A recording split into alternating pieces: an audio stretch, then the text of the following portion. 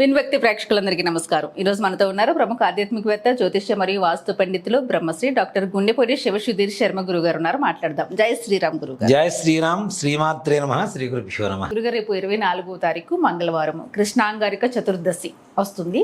ఆ రోజు ప్రత్యేకత చెప్పండి. అలాగే ఆ రోజున అందరూ ఎలా వినియోగించుకోవాలి, ముఖ్యంగా ఏదైనా ప్రాబ్లం ఉంటే ఆ రోజున వినియోగించుకొని క్లియర్ చేసుకునే అవకాశం ఉందా? తప్పనిసరిగా నాన్న, ఎవరికి అప్పులు ఉన్నాయో, అప్పులు ఎవరికైతే రావాల్సిన డబ్బులు తిరిగి రావాలో వాళ్ళ అదృష్టవశాత్తు, ఇందాక కూడా చెప్పాను నేను, జ్యేష్ఠ మాసము అంటే జ్యేష్ఠాదేవికి సంబంధించినటువంటి మాసం, దారిద్ర్యాన్ని పోగొట్టి అదృష్టాన్ని తెచ్చేటువంటి మాసంలో జ్యేష్ఠ మాసం కూడా ఒకటి.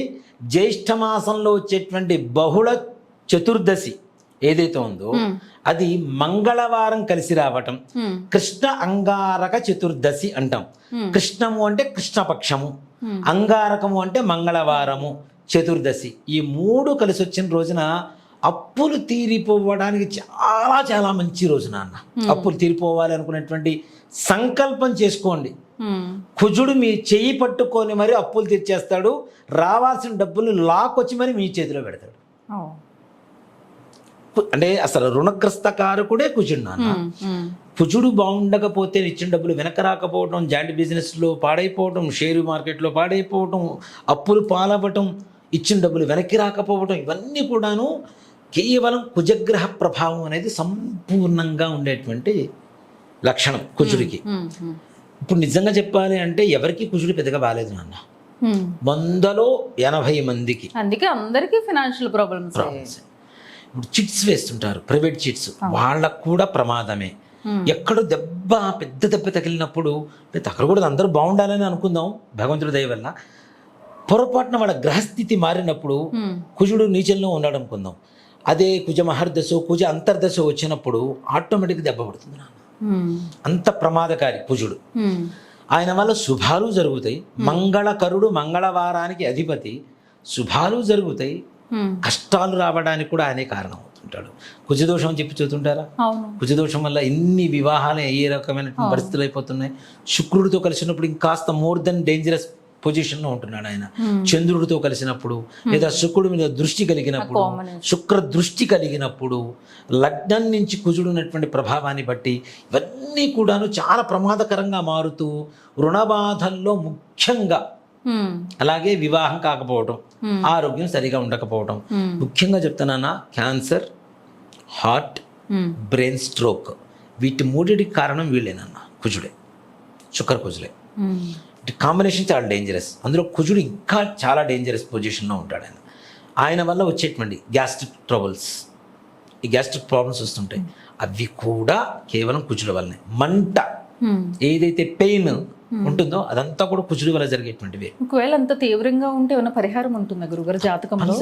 ఎవరికైనా ఇప్పుడు అదే స్త్రీ శాపకారకం అని చెప్తున్నాం కదా, కుజ శుక్రుల ప్రభావం అది 100లో 90 మందికి ఉంది. దాంట్లో కొంతమందికి తీవ్రత తక్కువ ఎక్కువలో చూసుకుంటే 100లో 80 మందికి ఎక్కువ శాతం ఉంది. 20 మందిలో అంటే ఈ మిగిలిన 20 మందిలో 10% మందికి కొంత ఇదిగా ఉంది, ప్రభావం చూపిస్తుంది. మిగిలిన 10 మందికి ఉండవచ్చు, ఉండకపోవచ్చు.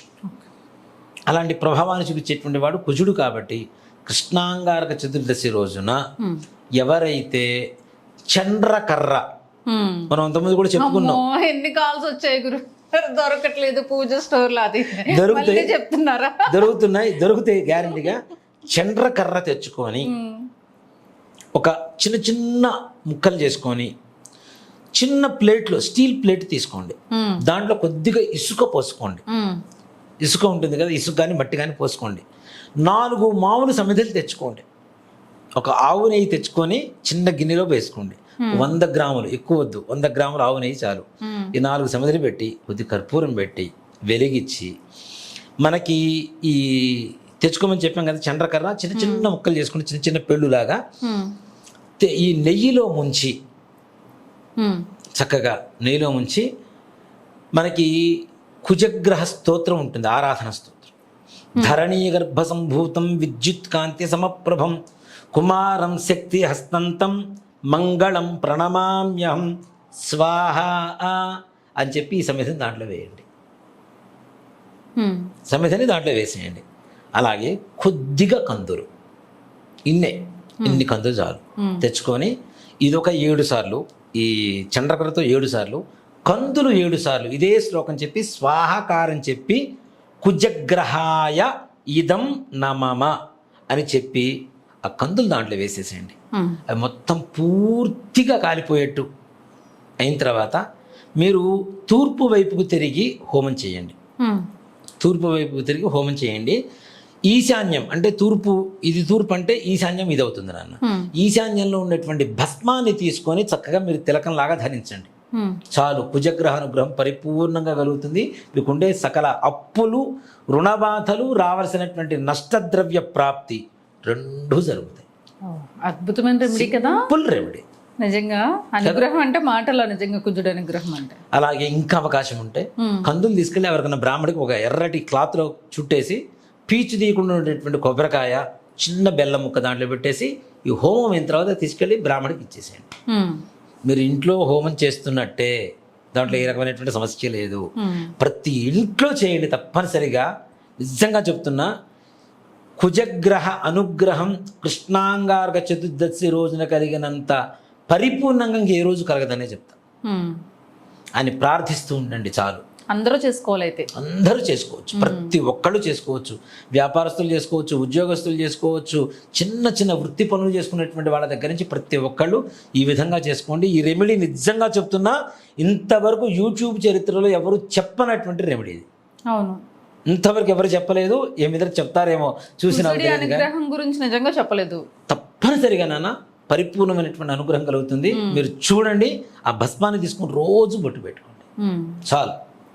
100% మీరు అనుకున్న పనులు అవుతాయి, అప్పులు తీరిపోతాయి. అద్భుతమైన రెమెడీ, చక్కగా వినియోగించుకోవాలి ఈ రోజులో. నిజంగా నేను అందుకేనేమో అలా అడిగాను, ఏదైనా ప్రాబ్లం ఉంటే క్లియర్ చేసుకునే అవకాశం ఉందా గురుగారు అని. మీరు అడిగేదాన్ని బట్టి నా సమాధానం కూడా వస్తుంటుంది. నిజంగా అద్భుతమైన రెమెడీ, అందరూ ఇంట్లో చేసుకోగలిగారు గురుగారు. నిజంగా కర్ర పూజ స్టోర్ లో దొరుకుతుంది. మీరు చెప్పారు ఇలానే దేనికో సంబంధించి చెప్తే చాలా మంది కాల్స్ చేశారు, దొరకట్లేదండి. నేను మీకు ఇంకొకటి చెప్తా. చండ్రకర్ర దొరకట్లేదు అనుకునేటువంటి వాళ్ళకి ఒక అడ్రస్ చెప్తాను. దేనికంటే దీంట్లో మాన లాభాపేక్ష లేదు, కానీ అందరికి అందుబాటులో ఉండాలి అనేటువంటిది. మీకు కొత్తపేట మారుతి నగర్ జైన్ మందిర్ ఎదురుగా సాయి పూజా సామాగ్రి అని ఒక షాప్ ఉంటుంది. ఆ షాపులో తప్పనిసరిగా చండ్రకర్ర దొరుకుతుంది, ప్యూర్లీ. అది తెచ్చుకోండి. విన్నారు కదా, దీనికి అసలు కాల్ చేయొద్దండి ప్లీజ్. షాప్ అడ్రస్ కూడా చెప్పేశాను. మనం చెప్పిన రెమెడీకి పరమార్థం ఉండాలి నాన్న. అది ఎక్కడ దొరుకుతుందో కూడా చెప్తే ఇంకా ఆనందంగా ఉంటుంది కదా. కాబట్టి మీరు గూగుల్లో కొట్టిన నెంబర్ వస్తుంది, ఆ నెంబర్కి ఫోన్ చేసి మీరు ఆన్లైన్లో తెప్పించుకుంటారా, మీరు తెచ్చుకుంటారా అనేది మీ అవకాశాన్ని బట్టి చేసుకుందాం అనుకుంటారు కాబట్టి ట్రై చేస్తారు కదా. మంచి విషయమే, మంచి రెమెడీ పరిచయం చేస్తారు గురుగారు. నమస్తే. శ్రీమాత్రే నమః. శ్రీ గురుభ్యో నమః.